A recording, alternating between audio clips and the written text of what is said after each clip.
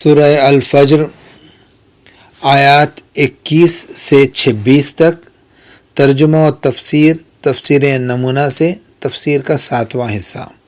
اعوذ باللہ من الشیطان الرجیم، بسم اللہ الرحمن الرحیم۔ کلا اذا دکت الارض دکا دکا وجاء ربک الملک صفا صفا وجیء یومئذ بجہنم یومئذ یتذکر الانسان وانى له الذکریٰ یقول یا لیتنی قدمت لحیاتی فیومئذ لا يعذب عذابه احد ولا یوثق وثاقه احد۔ ترجمہ: کلا اذا دکت الارض دکا دکا، ایسا نہیں ہے جیسا کہ وہ خیال کرتے ہیں جس دن زمین کوٹ کوٹ کر ریزہ ریزہ کر دی جائے گی۔ وَجَاءَ رَبُّكَ وَالْمَلَكُ صَفًّا صَفًّا، اور تیرے پروردگار کا فرمان پہنچے گا اور ملائکہ صف بصف ہوں گے۔ وَجِيءَ يَوْمَئِذٍ بِجَهَنَّمَ يَوْمَئِذٍ يَتَذَكَّرُ الْإِنسَانُ وَأَنَّى لَهُ الذِّكْرَىٰ، اور اس دن جہنم کو حاضر کریں، جی ہاں اس دن انسان متذکر ہوگا، لیکن کیا فائدہ، اس لیے کہ یہ تذکرہ اس کے لیے سود مند نہیں ہوگا۔ یقول یا لیتنی قدمت لحیاتی، وہ کہے گا کاش اس زندگی کے لیے میں نے کوئی چیز بھیجی ہوتی۔ فَيَوْمَئِذٍ لَا يُعَذِّبُ عَذَابَهُ أَحَدٌ، اس دن کوئی بھی اس جیسا عذاب نازل نہیں کرے گا۔ وَلَا يُوثِقُ وَثَاقَهُ أَحَدٌ، اور کوئی شخص اس کی طرح کسی کو قید و بند میں نہیں جکڑے گا۔ تفسیر: اس دن بیدار ہوں گے کہ جب پانی سر سے اونچا ہو چکا ہوگا۔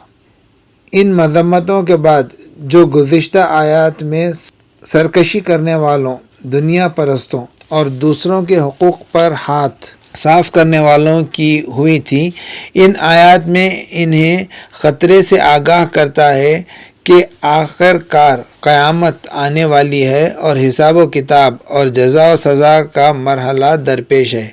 ضروری ہے کہ آپ خود کو اس کے لیے تیار کریں۔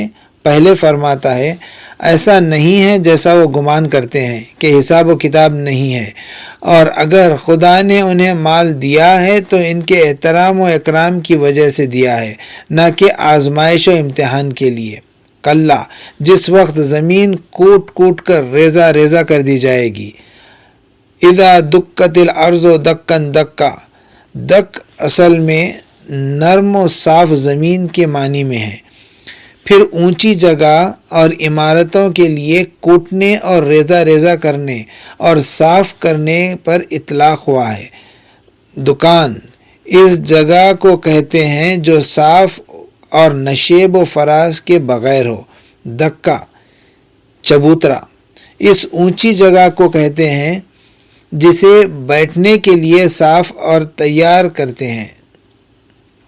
دک کی تکرار مندرجہ بالا آیت میں تاکید کے لیے ہے۔ مجموعی طور پر یہ تاکید دنیا کے اختتام اور قیامت کے آغاز کے زلزلوں اور جھنجھوڑنے والے حوادث کی طرف اشارہ ہے۔ موجودات میں اس قسم کا تزلزل رونما ہوگا کہ پہاڑ ریزہ ریزہ اور زمینیں ہموار ہو جائیں گی، جیسا کہ سورہ طٰہٰ کی آیت 105 سے 107 تک آیا ہے۔ وَيَسْأَلُونَكَ عَنِ الْجِبَالِ فَقُلْ يَنسِفُهَا رَبِّي نَسْفًا فَيَذَرُهَا قَاعًا صَفًّا صَفًّا لَا تَرَىٰ فِيهَا عِوَجًا وَلَا أَمْتًا۔ تجھ سے پہاڑوں کے بارے میں سوال کرتے ہیں، کہہ دے میرا پروردگار انہیں برباد کر دے گا، اور اس کے بعد زمین کو صاف و ہموار اور بے آب و گیاہ کر دے گا، اس طرح کہ تو اس میں کسی طرح نشیب و فراز نہیں دیکھے گا۔ قیامت کے پہلے مرحلے کے اختتام یعنی اس جہاں کے ویرانی کے بعد دوسرا مرحلہ شروع ہوگا۔ سارے انسان زندہ ہو جائیں گے اور عدالت الہی میں ظاہر ہوں گے۔ اس وقت تیرے پروردگار کا فرمان آ پہنچے گا، فرشتے صف در صف حاضر ہو جائیں گے۔ وَجَاءَ رَبُّكَ وَالْمَلَكُ صَفًّا صَفًّا، محشر میں موجود لوگوں کی اطراف کے محاصرہ کریں گے اور فرمان حق کے اجرا کے لیے آمادہ ہوں گے۔ یہ تصویر کشی اس عظیم دن کی عظمت اور عدالت کے چنگل سے انسان کے فرار کرنے کی توانائی نہ ہونے کی ہے۔ جاء ربک، تیرا پروردگار آئے گا کی تعبیر اس حقیقت کا کنایہ ہے کہ مخلوقات کے حساب و کتاب کا فرمان پہنچے گا، یا پھر خدا کی عظمت کی علامتوں کا ظہور مراد ہے، یا پروردگار کے ظہور سے مراد ہے اس دن اس کی معرفت کا ظہور ہے، اس طرح سے کہ کسی شخص کے لیے انکار کی گنجائش باقی نہیں رہے گی، گویا سب لوگ اپنی آنکھوں سے اس کی ذات بے مثال کے جمال کا مشاہدہ کریں گے۔ بہرحال مسلم ہے کہ خدا کا آنا اس لفظ کے حقیقی معنی جن کا لازمہ جسم ہے اور کسی مکان میں منتقل ہونا ہے کوئی امکان نہیں رکھتے، اور وہ مراد نہیں رہی اس لیے کہ خدا جسم و خاص جسم سے مبرہ ہے۔ یہی مفہوم بڑی صراحت کے ساتھ ایک حدیث میں امام علی ابن موسیٰ رضا علیہ السلام سے منقول ہے۔ اس تفسیر کی شاہد سورہ نحل کی آیت نمبر 33، جس میں فرماتا ہے هل ينظرون الا ان تأتيهم الملائکۃ او یاتی امر ربک، کیا وہ اس کے علاوہ توقع رکھتے ہیں کہ فرشتے ان کے پاس آئیں یا تیرے پروردگار کا امر آن پہنچے؟ صفاً صفا کی تعبیر اس طرح اشارہ ہے کہ ملائکہ محشر میں مختلف صفوں میں وارد ہوں گے۔ احتمال ہے کہ ہر آسمان کے فرشتے ایک الگ صف میں حاضر ہوں گے اور اہل محشر کے گرد گھیرا ڈال دیں گے۔ اس کے بعد فرماتا ہے اور اس دن جہنم کو لے آئیں گے۔ اس دن انسان متذکر ہوگا لیکن اس کو کوئی فائدہ نہیں پہنچے گا۔ وَجِيءَ يَوْمَئِذٍ بِجَهَنَّمَ يَوْمَئِذٍ يَتَذَكَّرُ الْإِنسَانُ وَأَنَّى لَهُ الذِّكْرَى، اس تعبیر سے یہ معلوم ہوتا ہے کہ جہنم چلانے کے قابل ہے اور اسے لا کر مجرموں کے قریب کر دیا جائے گا، جیسا کہ جنت کے بارے میں بھی سورہ شعراء کی آیت نمبر 90 میں ہم پڑھتے ہیں، وَأُزْلِفَتِ الْجَنَّةُ لِلْمُتَّقِينَ، جنت پرہیزگاروں کے نزدیک کر دی جائے گی۔ اگرچہ بعض مفسرین مائل ہیں کہ ان الفاظ کو مجازی معنوں پر محمول کریں اور جنت و جہنم کے نیکوکاروں اور بدکاروں کے سامنے ظہور کا کنایہ سمجھیں، لیکن اس خلاف ظاہر کے لیے ہمارے پاس کوئی دلیل نہیں ہے، بلکہ بہتر ہے کہ انہیں اس کے ظاہر پر چھوڑ دیا جائے، اس لیے کہ عرصہ محشر کے حقیقتیں ہم پر مکمل طور پر واضح نہیں ہیں اور وہاں کے حالات ہماری دنیا کے حالات سے بہت مختلف ہیں۔ پھر اس کا کوئی معنی نہیں ہے کہ اس روز دوزخ اور جنت کو ان کی جگہ سے ہٹائیں گے۔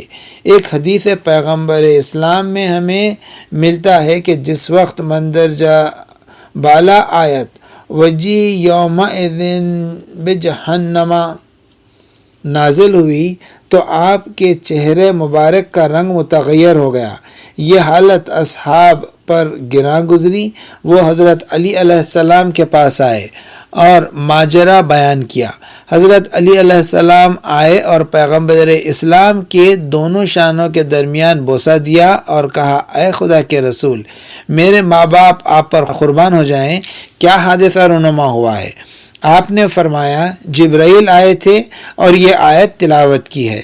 حضرت علی علیہ السلام کہتے ہیں، میں نے عرض کیا، کس طرح جہنم کو لے آئیں گے؟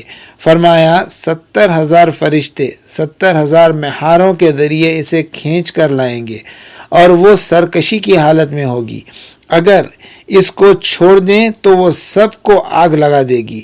پھر میں جہنم کے سامنے کھڑا ہو جاؤں گا اور وہ کہے گی اے محمد مجھے آپ سے کوئی سروکار نہیں ہے، خدا نے آپ کا جسم مجھ پر حرام کیا ہے۔ اس دن ہر شخص اپنی فکر میں ہوگا، لیکن جناب سید المرسلین کہیں گے ربی امتی ربی امتی، پروردگار میری امت میری امت۔ جی ہاں، جب مجرم انسان ان مناظر کو دیکھے گا تو ہل جائے گا، بیدار ہو جائے گا اور غم و اندوہ میں ڈوب جائے گا، اپنے ماضی پر نگاہ ڈالے گا اور اپنے اعمال سے سخت پشیمان ہوگا، لیکن پشیمانی اس کو کوئی فائدہ نہ دے گی۔ انسان آرزو کرے گا کہ واپس پلٹ جائے اور اپنے تاریک ماضی کی تلافی کرے، لیکن واپسی کے دروازے مکمل طور پر بند ہوں گے۔ وہ چاہے گا کہ توبہ کرے، لیکن توبہ کا زمانہ ختم ہو چکا ہوگا۔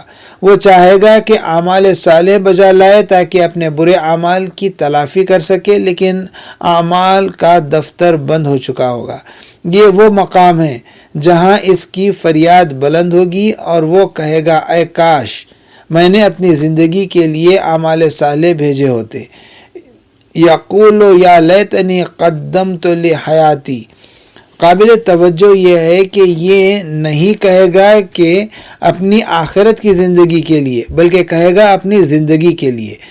گو زندگی کا لفظ آخرت کی زندگی کے علاوہ کسی اور زندگی کے لیے موزون نہیں ہے، اور جلدی گزر جانے والی انواع و اقسام کے مصائب کی آمیزش رکھنے والی دنیاوی زندگی شمار ہی نہیں ہوتی، جیسا کہ سورہ عنکبوت کی آیت نمبر 64 میں ہم پڑھتے ہیں وَمَا هَٰذِهِ الْحَيَاةُ الدُّنْيَا إِلَّا لَهْوٌ وَلَعِبٌ وَإِنَّ الدَّارَ الْآخِرَةَ لَهِيَ الْحَيَوَانُ لَوْ كَانُوا يَعْلَمُونَ۔ یہ دنیا کی زندگی کھیل و کود اور لہو و لعب کے علاوہ اور کچھ نہیں ہے، اور حقیقی زندگی آخرت کی زندگی ہے اگر تم جانتے ہو۔ جی ہاں، وہ لوگ جنہوں نے یتیموں کا مال کھایا، بھوکوں کے منہ میں لقمہ نہیں دیا، ان کا مال و میراث غارت کیا، اور مال دنیا کی محبت نے ان کے دل کو مسخر کر رکھا تھا، وہ اس دن آرزو کریں گے کہ کاش کوئی چیز آخرت کی زندگی کے لیے جو حقیقی اور جاویدان زندگی ہے ہم نے آگے بھیجی ہوتی، لیکن یہ آرزو بے نتیجہ ہوگی۔ اس کے بعد دو مختصر جملوں میں اس دن کے عذاب کی شدت کی تشریح کرتے ہوئے فرماتا ہے اس دن خدا اس قسم کی سزا دے گا کہ اس جیسی سزا کوئی بھی نہیں دے سکے گا۔